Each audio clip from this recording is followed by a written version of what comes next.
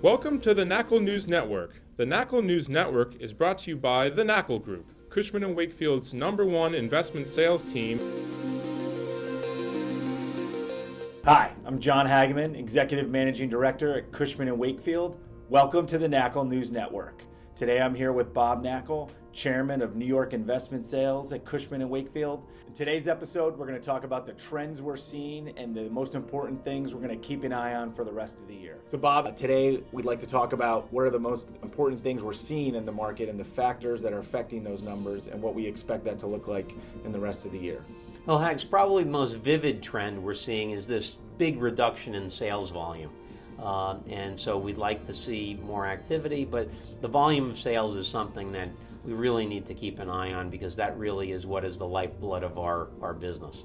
So something we always talk about is that a supply issue or is that a demand issue? Well, a lot of people think it's a demand issue. They think that people are a little more concerned about what's happening in the marketplace today, what's happening with fundamentals. Maybe they're being a little bit more conservative. But the fact is that the level of demand in the market is still extraordinarily strong. The reason that volume shifts in the city is all supply-based. It's actually twofold. Supply has gone down, mainly because sellers today are saying, well, if I do sell, what do I do with the cash? And secondarily, a lot of folks are still anticipating getting last year's price or 2 years ago's price. And when they're not getting the price that they anticipate, they're deciding not to sell. So we have two things going on that are really affecting volume. The first is that the supply of available properties for sale is at a cyclical low. And secondarily, of the supply of properties that are on the market for sale, a lower percentage of that supply is actually trading hands.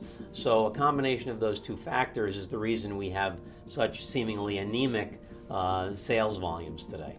So Bob, you mentioned that demand is still strong, but one of the things that we've heard is that there's been less Chinese investment in the market. Is that affecting what we're seeing? Well, Hags, I think everything is relative, and you have to look at what our sales volumes are, because yes, Chinese investment, for instance, is down a little bit, but as a percentage of the market, they're still representing a good percentage.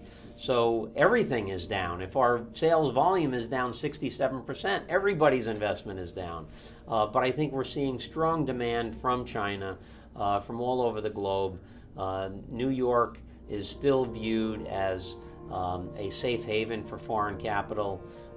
The United States is still viewed as having relative political stability, relative economic stability, and New York is the #1 destination for that foreign capital. So we're seeing both domestic capital and foreign capital seeking investment here, and demand is very, very strong. Bob, you specifically mentioned that a large percentage of properties that have been on the market are not trading.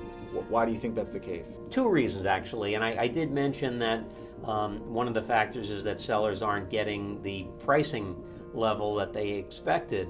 But a second factor is that the financing market has been so strong. Rates are still relatively low. Banks, because of the low volume of sales, banks are under a little more pressure to put money out.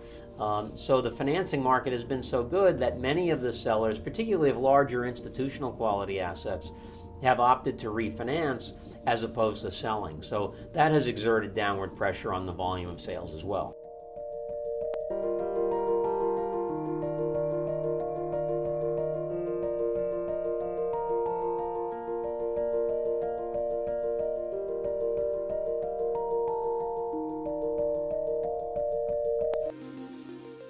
Thank you for joining us today. Tune in next week for another episode of the Knakal News Network.